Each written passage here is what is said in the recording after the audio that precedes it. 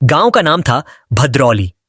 वहां की मिट्टी लाल थी, पानी कम और सपने उससे भी कम। उस गांव में एक झोपड़ी थी जिसकी छत हर बरसात में टपकती थी। उस झोपड़ी में रहती थी राधा, 10 साल की राधा, जिसके पिता रमेश मजदूरी करते थे और मां लक्ष्मी दूसरों के घर बर्तन मांजती थी। राधा को पढ़ने की ऐसी लगन थी कि गांव वाले हंसते थे। अरे, गरीब की बेटी को क्या आईएएस आईपीएस बनना, 2 रोटी मिल जाए वही बहुत है। लेकिन राधा के पास एक चीज थी जो किसी के पास नहीं थी, एक जिद। हर शाम जब गांव की बत्तियां बुझ जाती, वो मिट्टी के दिए की लौ में किताबें पढ़ती, किताबें जो गांव के एक रिटायर्ड मास्टर जी ने उसे दे रखी थीं। पुरानी, फटी हुई, लेकिन राधा के लिए वो सोने से भी कीमती थीं। एक दिन गांव में कलेक्टर साहब आए। कोई सरकारी योजना का उद्घाटन था। साहब की गाड़ी के पास भीड़ लगी थी। राधा भी दूर से खड़ी देख रही थी। अचानक साहब की नजर उस पर पड़ी। राधा ने हाथ जोड़कर कहा, सर, मैं आईपीएस बनना चाहती हूं। साहब हंसे। बेटी, पहले 10वीं पास कर लो, फिर सोचना। राधा चुप रही, लेकिन उसकी आंखों में कुछ ऐसा था कि कलेक्टर साहब रुक गए। क्या नाम है तुम्हारा? राधा, राधा यादव। कलेक्टर साहब ने कुछ सोचा और अपनी डायरी में कुछ लिखा। जाते जाते उन्होंने मास्टर जी से कहा, इस लड़की पर नजर रखना, कुछ खास है इसमें। उसके बाद राधा की जिंदगी में पहला चमत्कार हुआ। कलेक्टर साहब ने उसे जिला मुख्यालय के एक सरकारी स्कूल में दाखिला दिलवा दिया। फ्री हॉस्टल, फ्री किताबें। पहली बार राधा को लगा कि सपने सच में छूने लायक होते हैं। स्कूल में लड़के उसे घमवारी कहकर चिढ़ाते। उसके पुराने कपड़े, उसकी बोली, उसकी मिट्टी की खुशबू, सब पर हंसते। लेकिन राधा ने जवाब पढ़ाई से दिया। 10वीं में पूरे जिले में टॉप किया। 12वीं में स्टेट मेरिट में नाम आया। फिर शुरू हुआ असली संघर्ष, कोचिंग का खर्च, दिल्ली का सपना। पिता ने कहा, बेटी, अब बस करो, शादी कर लो, हमसे और नहीं होता। राधा रोई, पूरी रात रोई। सुबह जब उठी तो उसने मां से कहा, मैं दिल्ली जाऊंगी, चाहे बर्तन धोकर पढ़ूं, चाहे रात को जागकर, मैं आईपीएस बनूंगी। और वो चली गई। दिल्ली, एक छोटी सी कोठरी। दिन में एक अमीर घर में बर्तन मांजती, रात में लाइब्रेरी की आखिरी कुर्सी पर बैठकर पढ़ती। कभी कभी भूखे पेट सोती, कभी नींद पूरी नहीं होती थी। पहला UPSSC attempt, prelims clear, mains में 2 नंबर से रह गई। घर लौटी तो गांव वालों ने ताने मारे। देखा, हमने कहा था ना, गरीब की औकात नहीं। राधा फिर दिल्ली लौटी। दूसरा अटेम्प्ट, इस बार मेंस अच्छा गया। इंटरव्यू में सवाल पूछा गया, आप आईपीएस क्यों बनना चाहती हैं? राधा ने कहा, सर, क्योंकि मैंने देखा है कि गरीब की बेटी की कोई आवाज नहीं होती। मैं वो आवाज बनना चाहती हूं। मैं वर्दी इसलिए चाहती हूं ताकि मेरे जैसे लाखों बच्चे डरे नहीं, सपने देख सकें। इंटरव्यू से निकली तो उसे लगा कि इस बार हो जाएगा। रिजल्ट आया, रैंक NT7, आईपीएस। जब गांव में खबर पहुंची, पूरा भद्रौली सन्न रह गया। जिस राधा को गंवारी कहते थे, वो अब राधा मैम थी। ट्रेनिंग के लिए हैदराबाद जाना था। पिता ने पहली बार उसका हाथ पकड़ा और कहा, बेटी, तूने तो हमारा नाम रोशन कर दिया। हैदराबाद की ट्रेनिंग शुरू हुई। पहले दिन परेड ग्राउंड में जब राधा दौड़ रही थी, उसे अपने गांव की लाल मिट्टी याद आई। वो मिट्टी जिसने उसे जन्म दिया था, वो मिट्टी जिसे वो अब बदलना चाहती थी। ट्रेनिंग के दौरान एक दिन रात को फोन आया। मां की तबीयत खराब थी।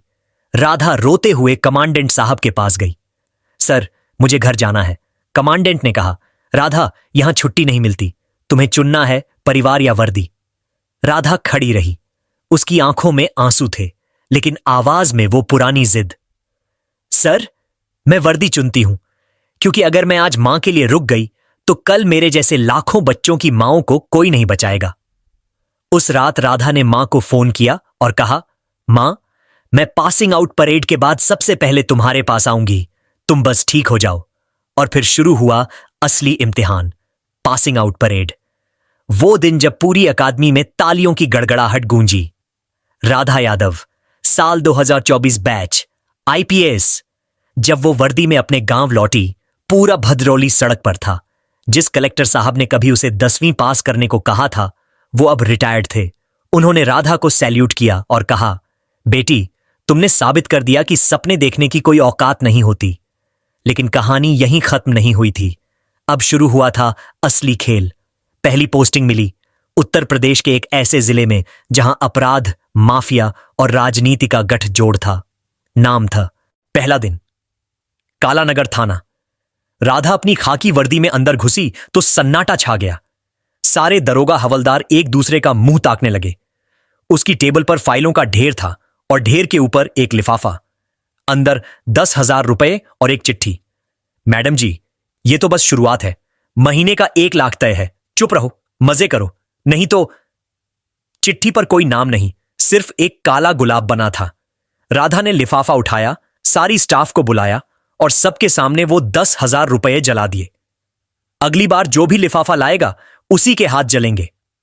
उसकी आवाज में ठंडक थी लेकिन आंखें लाल। रात को 10 बजे थाने का फोन बजा। गांव मजगवाओं में एक दलित लड़की को माफिया का बेटा उठा ले गया था। पूरा थाना चुप। कोई बोला, मैडम, वो राजा शुक्ला का बेटा है, छोड़ दीजिए। राधा ने रिवॉल्वर टटोला, जीप की चाबी ली और बोली, मेरे साथ जो आएगा आए, जो नहीं आएगा कल सुबह इस्तीफा लिखकर दे दें। सिर्फ 2 कांस्टेबल साथ चले, बाकी डर गए। मजगवांव पहुंची तो पूरा गांव अंधेरे में था।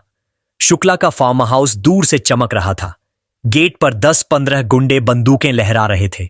राधा ने जीप रोकी, हेडलाइट ऑन की और अकेले गेट की ओर बढ़ी। एक गुंडे ने बंदूक तानी, मैडम वापस जाओ वरना। राधा ने एक झटके में उसकी राइफल छीनी, घुटने पर लात मारी और जमीन पर पटक दिया। दूसरे ने पीछे से वार करने की कोशिश की। राधा ने मुड़कर उसका हाथ मोड़ा, कड़क, हड्डी टूटी। 2 मिनट में गेट साफ। अंदर घुसी तो राजा शुक्ला सोफे पर बैठा हंस रहा था। उसके बेटे ने लड़की को बाल पकड़ रखा था। लड़की रो रही थी, कपड़े फटे हुए। राजा शुक्ला ने सिगार पीते हुए कहा, अरे वाह, नई मैडम तो शेरनी निकली, लेकिन यहां शेर मैं हूं। राधा ने रिवॉल्वर निकाली, हवा में एक फायर किया और सीधा राजा शुक्ला की कॉलर पकड़कर खींच लिया। शेर, आज से इस जिले का शेर मैं हूं। फिर अपने 2 कांस्टेबलों को हुक्म दिया, लड़की को बाहर ले जाओ और इस हरामजादे को हथकड़ी लगाओ।